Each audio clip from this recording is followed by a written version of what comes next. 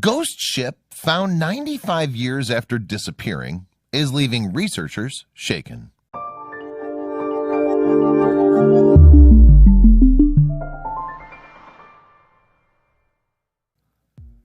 There wasn't GPS or radar 100 years ago, so when things went missing, they tended to stay missing. Records report ships, planes, and cars that all disappeared, leaving behind no trace except a sense of confusion and an unsolvable mystery. But one vessel that went missing way back in 1925 made a century-long search a bit easier when it actually returned after having vanished for almost 100 years. When the SS Cotopaxi showed up once again, it left researchers everywhere scratching their heads.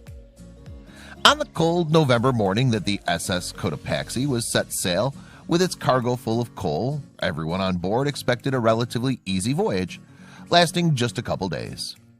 They were wrong. The ill-fated carrier, named for a volcano, was set to go from Charleston, South Carolina, and disembark in Havana, Cuba. Along with the hefty cargo, 32 crew members were on board the ship. However, after the boat still hadn't arrived in Havana several days after departure, people grew concerned. Still, residents of the port city held out hope that somehow passengers were just delayed and might still arrive safely. After days turned into weeks and weeks stretched into months, the friends and family of those on board had to resign themselves to the awful truth that they might never find out what happened to their loved ones. Although researchers tried for years to answer the elusive question of what on earth had occurred that day and where the Cotopaxi had gotten off to, they failed to produce any meaningful results, for a while at least. However, due to the particularly confusing nature of the ship's disappearance, the mystery surrounding the SS Cotopaxi became a staple of popular culture. Movies, shows, and myths all tackled the enigma throughout the years. In fact, the Cotopaxi became so infamous that it was even featured in the classic Steven Spielberg movie, Close Encounters of the Third Kind. In this film, the ship is shown resurfacing in an unlikely place in the middle of the Gobi Desert. Over the years, the mystery of the vanished ship deepened when rampant rumors surfaced that the vessel had been found empty, floating along near the St. Augustine coast where it had first set sail. These reports were quickly debunked. However, 95 whole years after the boat's initial disappearance, a group of daring researchers finally discovered the real truth about the dark fate of the SS Cotopaxi. They risked everything to find the answer. A team of divers and scientists, including Shipwreck Secrets host Michael Barnett, combed through all the evidence they could, searching documents to uncover the reality of what went down all those years ago. While scanning these piles of documents, the researchers came upon papers provided by the boat's insurer. This quickly led them down the path to a startling discovery. They found that a distress call had been sent from the Cotopaxi on December 1st, a couple days after it left shore. Apparently, passengers and sailors were caught up in a tropical storm, and the ship was taking on water. That wasn't all. Other info included in the logs, such as the ship's exact route and the location that the fruitless distress signal had come from, led them directly to the site where the ship last made contact with the outside world. What they learned next shook them to their core. The coordinates of the distress call led the researchers straight to a shipwreck that lay beneath the watery depths. However, this was no newly discovered wreck. It was found 30 years earlier and left unidentified, simply named the Bear Wreck.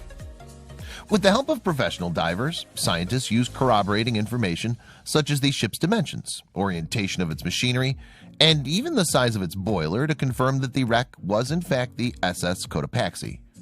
The experts' minds jumped to one theory. While many conspiracy nuts associate this mystery with the supposedly supernatural legacy of the Bermuda Triangle, where many vehicles went missing without a trace, but the Bear Wreck was technically located outside of it. Regardless of how close the wreck was to the triangle, Barnett refused to indulge in what he saw as a big myth. Personally, I believe it's all folklore, he argued. For what it's worth, the Coast Guard doesn't believe in the otherworldliness of the Bermuda Triangle either. They officially stated, "There's no evidence that mysterious disappearances occur with any greater frequency in the Bermuda Triangle than in any other large, well-traveled area of the ocean." However, one academic does think that this region could be more dangerous than others.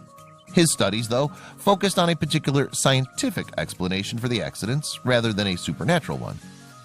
Yes, oceanographer Simon Boxall believes that northern and southern storms meet in the Bermuda Triangle, leading to monster waves that can reach up to 100 feet in height, causing the proliferation of deadly accidents. Still, he couldn't explain the shipwreck, particularly a famous disaster that happened further north. Constructed in 1813, the Terror was a British naval ship that specialized in destruction.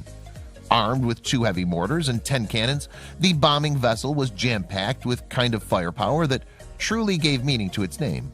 It wasn't long for the world.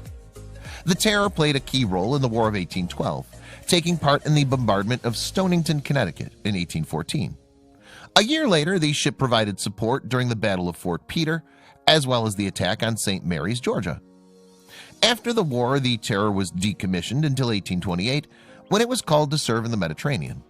The vessel suffered damage near Lisbon, Portugal, shortly after beginning its patrol and was removed from the service thereafter. But the Terror found new life in the mid-1830s when it was recommissioned as a polar exploration vessel.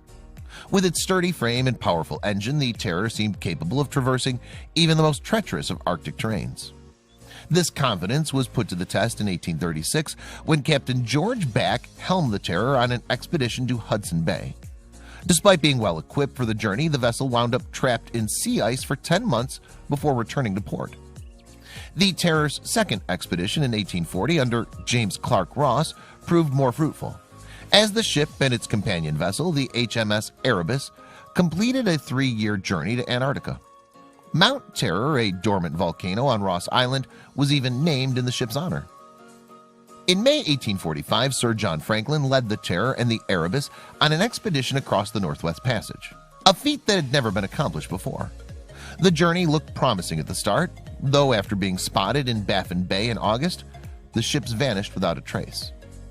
A series of search efforts were launched to locate the missing ships, though neither the vessels nor Franklin and his crew were ever found.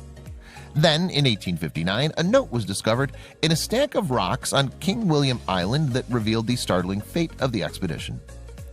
Dated 1848, the note explained that both the Terror and the Erebus had become trapped in ice in the Victoria Strait, forcing the crews to abandon ship. The survivors attempted to trek to a fur trading post some 600 miles away, though quickly perished from starvation and exposure. More than 100 years after the note's discovery, the remains of a number of crewmen were located on King William Island. Autopsies of the bodies showed that, in addition to hypothermia and lack of food, the men also suffered from lead poisoning and botulism, likely a result of tainted rations. In the late 20th century, Inuit researchers discovered that cannibalism may have played a role in the demise of the Terror and Erebus crews. Cut marks on the skeletal remains of several crew members suggested that the men may have resorted to eating one another to survive. Yet one question remained: where were the ships? And for that matter, could they even be salvaged? After spending more than a century beneath the frigid waters of the Arctic, there was no telling what condition they'd be found. The answer to that question came 2 decades later, when wreck of the Erebus was discovered off the coast of King William Island in 2014. Then in 2016, the Terror was located 45 miles away in a body of water aptly called Terror Bay. Archaeologists were eager to explore the lost wrecks, though it wasn't until 2019 that they acquired the technology to do so. Using a remotely operated vehicle, ROV, the researchers began a systematic exploration of the ships.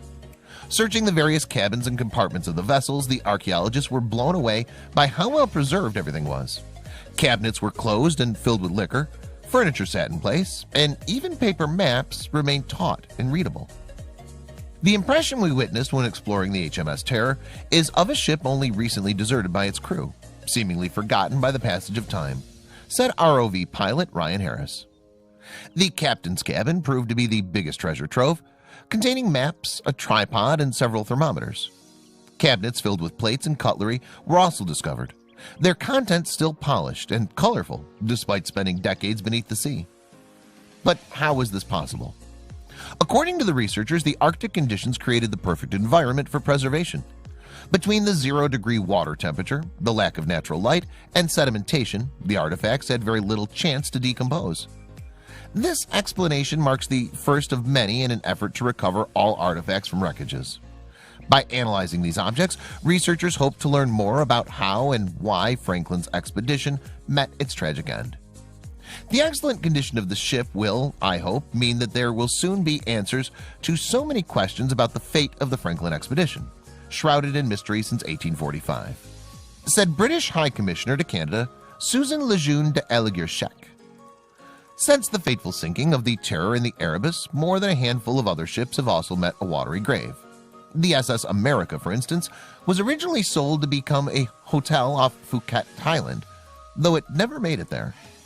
While its base was still in excellent condition, the ship could no longer run properly and was set to be towed across the ocean for 100 days. But the tow lines broke, and despite the crew's best efforts, the ship was led adrift. On January 18, 1982, it ran aground off the coast of Fuerteventura in the Canary Islands, where it slowly disintegrated over time. Only a relatively small section of the bow, as well as the keel of the vessel, were still visible at low tide. Desert ships in Moyniak, Uzbekistan. The last place you'd expect to find a shipwreck is in the desert, but there are plenty to be found outside Moyniak, Uzbekistan. It was once a busy Soviet fishing port on the Aral Sea, once one of the 4 largest lakes in the world, but today nothing but desert remains. What once was a 26,000 square mile body of water dried up when the rivers feeding it were diverted for irrigation purposes. It's since shrunk to less than 10% of its original size and is considered one of the most catastrophic environmental disasters of all time. The ships are located 100 miles from the current shore, creating a surreal sight for anyone who finds them.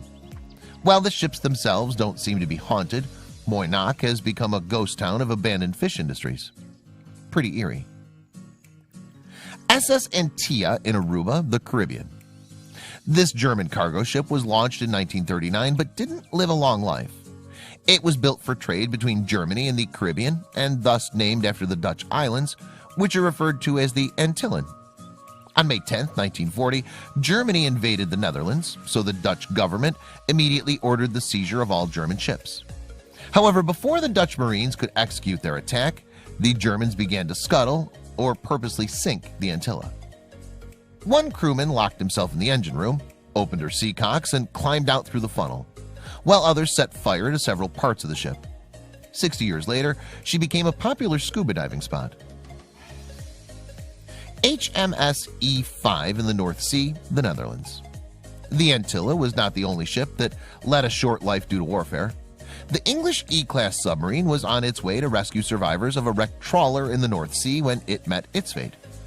It was 1916, in the middle of World War I, and Germany had planted underwater mines all around the coast, as well as those of the Dutch Wadden Islands. Even submarines had a tough time navigating around this threat. In 2016, divers found the wreck of E5 off the Dutch island of Schiermonnikoog. Her hatches were open, which suggests the crew tried to escape. The disappearance of its 29 sailors was finally solved. MP Emily in Baie-Saint-Paul, Canada. Captain Eloy Perron built what at first felt like the love of his life in 1956 and piloted it along the St. Lawrence River until 1975. It was eventually sold and resold several times until it was stranded 90 kilometers north of Quebec City. There she lay for decades, rotting away until finally in 2015, a fire accidentally set off by a thief trying to cut through the copper in the boat's hull destroyed what was left of it, leaving only the frame. It pained Perron to see it whenever he visited Baie-Saint-Paul. On February 15, 2018, Perron passed away from old age. A week later, his son was informed that the wreckage had completely disappeared. The ship left the world with its true owner. Ghost Fleet in Chuk Lagoon, Micronesia. Formerly Truk Lagoon, this area is littered with planes, ships, cars, tanks, and bodies, victims of World War II. For 2 days in 1944, Allied bombers rained destruction on the beaches of the Caroline Islands in the South Pacific. Often referred to as Japan's Pearl Harbor, Operation Hailstone was so successful that the lagoon became a kind of cemetery. Approximately 250 Japanese aircrafts and over 50 ships were destroyed and sunken. An estimated 400 Japanese soldiers were killed in one ship alone, trapped in the cargo hold. The fleet was largely forgotten until the late 1960s when wreck divers brought attention to the site. Japan then made recovery efforts and removed many bodies for burial. The SS Mohegan, Cornwall, England.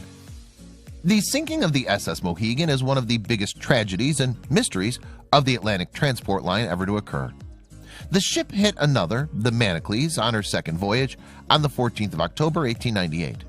Some people on board noticed the ship sailed too close to the coast and the Eddystone Lighthouse was too far away.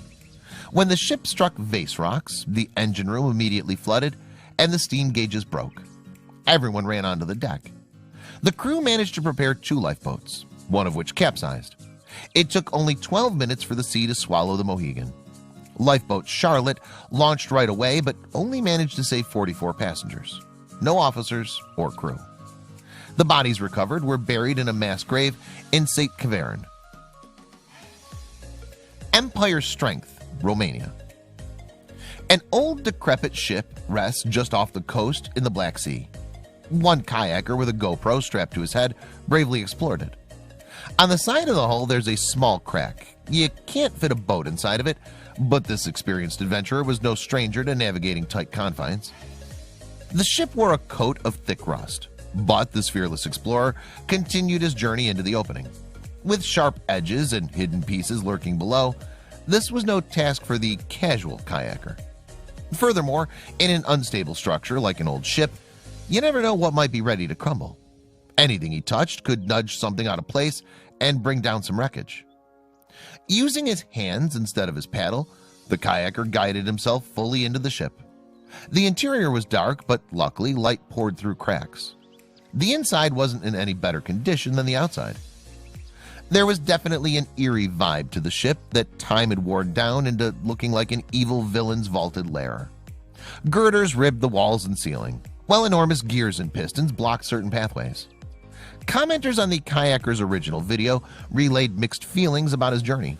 One person posting, "I noticed that Harland and Wolff logo on the main engine. Possibly the whole ship was built by this British shipyard, the builders of the SS Titanic." Others compared the structure's interior to other familiar settings in shipwreck films and video game franchises. However, most comments seemed upset that the guy sometimes had his feet hanging outside the kayak. Perhaps more interesting than the interior of this dilapidated ship, however, was the history of the ship itself. It spent years navigating waters all around the world before it was finally abandoned. The vessel actually served within the UK Ministries of War Transport as an Empire ship. It was used for giving the country's wartime fleet a little extra oomph. These ships were usually either built or captured from enemies. Before and during World War II, the United Kingdom boasted the largest fleet of merchant ships, but the war claimed 4,000 of them. German U-boats and the Luftwaffe patrolled the water, looking to sink enemy vessels. Built in 1942 in a shipyard in Belfast, North Ireland, the ship weighed 7,355 tons. And though you probably couldn't tell from its current state, the ship actually survived the fighting of World War II. Despite the glory of Empire Strength's appearance and apparent might, its role wasn't the most glamorous. It transported frozen meat from Argentina in 1944 and 1945, making stops at ports in North Africa, Algiers, Cuba, and Australia. Just 26 years after it was built, Empire Strength, whose name at one point had been changed to MV Evangelia, ran aground just 16 miles south of the largest port in the Black Sea. Unable to move, it was abandoned and left floating in its current spot. At first, locals raided the ship for anything of value. But now the MV Evangelia has been reduced to nothing more than a few good photos and exploratory opportunities. Still, the ship in its current state serves as a one-of-a-kind tourist attraction. Some people even brave the waters and swim out to the wreck, though that seems like a good way to cut yourself on a ship fragment. Apparently, there's even a way to get on the deck, but it involves navigating rusty pipes and climbing up a ladder to a dark windowless shaft. That seems, safe? Yikes. Thanks to one courageous kayaker who documented his exploration, we were all able to experience a journey through a piece of history.